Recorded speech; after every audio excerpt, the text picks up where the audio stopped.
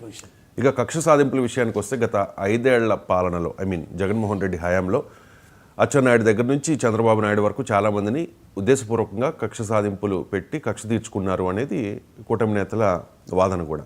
ఇప్పుడు ఈ ఏడాది కాలంగా పేర్ని నాని, జోగి రమేష్, నందిగం సురేష్, ఇప్పుడు వల్లభనేని వంశీ, సో కక్ష సాధింపుల మీద మీ అబ్జర్వేషన్ ఏంటి సార్? అంటే కక్ష సాధింపులు అనేది వీళ్ళు చేశారు, వాళ్ళు చేశారు.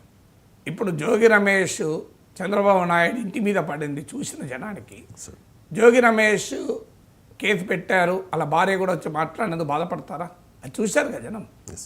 ఇప్పుడు మీకు వల్లభనేని వంశీ అసెంబ్లీ సాక్షిగా, అలా లేదు వల్లభనేని వంశీ కాదు ఇంకోరు, వల్లభనేని వంశీ అనుకుంటా కదా, భువనేశ్వర్ గారి గురించి కూడా మాట్లాడింది. అది విన్న తర్వాత ఎవరైనా వంశీ పైన కేసు పెడితే అయ్యో అంటారా? నాకు చెప్పండి. ఎవరైనా వాళ్ళ పార్టీ వాళ్ళంటే అనొచ్చేమో, కానీ అందువల్ల YCP it's victim of its own deeds. నిజంగా చెప్పాలంటే ఇంతమందిని అరెస్ట్ చేస్తున్నారు అని బాధపడాలి ప్రజలు, కానీ పడతలేరు ఎక్కడ.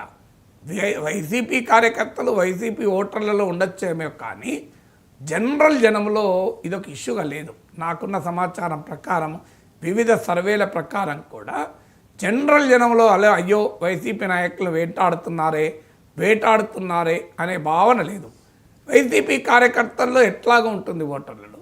టీడీపీ వాళ్ళను అయితే ఇంత తక్కువ చేస్తున్నారు ఏంది, అసలు ఎవరిని వైసీపీ వాళ్ళని బయటకు రానియద్దు, మా చంద్రబాబు నాయుడు ఎప్పుడు వింటాడు, ఈయన ఇంతే, ఈయన మారడు, అసలు అందరినీ లోపల పడేయాలి ఇదేంటి అని ఇలాంటి అసంతృప్తి ఉంది. ఇది కావాలంటే మీరు ఆంధ్రజ్యోతి పేజ్ 1లో ఒక 1 నెల రోజులు తిప్పండి, మీకు తెలుస్తాయి, నేను చెప్పాల్సిన అవసరం లేదు.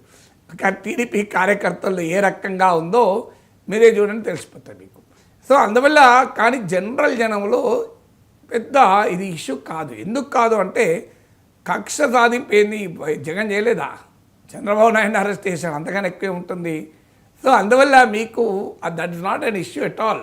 ఎందుకంటే అది పొలిటికల్ వార్. అది మీరు మీరు కొట్టుకుంటే ప్రజలకేం సంబంధం, అది ప్రజల జీవితాలతో సంబంధం ఏంటి? ప్రజల కొరకు కొట్లాడుకున్నారా? ఏ ప్రజా సమస్యలమైన జోగి రమేష్ చంద్రబాబు నాయుడు ఇంటి మీద ఇవ్వండి నాకు చెప్పండి. ఏ ప్రజా సమస్యలమైన వల్లభనేని వంశీ మీకు గన్నవరంలో టీడీపీ ఆఫీస్ మీద వేయండు? ఇలాంతా ప్రజల కొరకు పోరాడి ప్రజా పోరాటాల్లో దెబ్బలు తిన్నారా? వ్యక్తిగతంగా చంద్రబాబు నాయుడు తిట్టడంలో పోటీపడి, పవన్ కళ్యాణ్ తిట్టడంలో పోటీపడి వాళ్ళు కేసులు ఎదుర్కొంటే దానికి ప్రజలకు రియాక్ట్ అవుతారండి. ఎప్పుడు కూడా ఒక తత్వవేత్త అంటాడు, నీవు శత్రువును కొడితే శత్రువుకే తాకాలి, శత్రువు నిన్ను కొడితే ప్రజలకు తాకాలి అంటారు. నిజంగానే వైసీపీ నేతలు గతంలో వివిధ ప్రజా సమస్యలపైన పోరాడే క్రమంలో వారిని ఇప్పుడు కేసులు కనుక పెడితే డెఫినెట్గా ప్రజలు రియాక్ట్ అవుతారు. అయినా మా కొరకు కొట్లాడాడే, అన్యాయంగా కేసు పెట్టారని. మీరు చేసిన పని ఏంటి? అదే జగన్ కళ్ళలో ఆనందం కొరకు మీరు నోటికి వచ్చినట్టు మాట్లాడారు. అసెంబ్లీ సాక్షిగా చంద్రబాబు నాయుడు స్థాయి నాయకుడు. వీళ్ళకి అర్థం కావాల్సింది వైసీపీ నేతలకి ఏంటంటే, రాజకీయాలు ఎలా ఉన్నా మన భారతీయ సంస్కృతిలో కాస్త గౌరవము, పెద్దలు వయస్సు గౌరవం ఉంటుంది. ఎట్లా దేనికి లేకపోయినా వీళ్ళు ఏం చేస్తున్నారు? చేసే తప్పేంటంటే చంద్రబాబు నాయుడు స్థాయిలో ఆయన వయసు రీత్యా పెద్దవాడు, అనుభవం రీత్యా పెద్దవాడు. ఓకే, ఆయన రాజకీయాలు మీరు వ్యతిరేకించవచ్చు, ఆయన విధానాన్ని వ్యతిరేకించవచ్చు. జగన్మోహన్ రెడ్డి తండ్రికి సమకాలికుడు.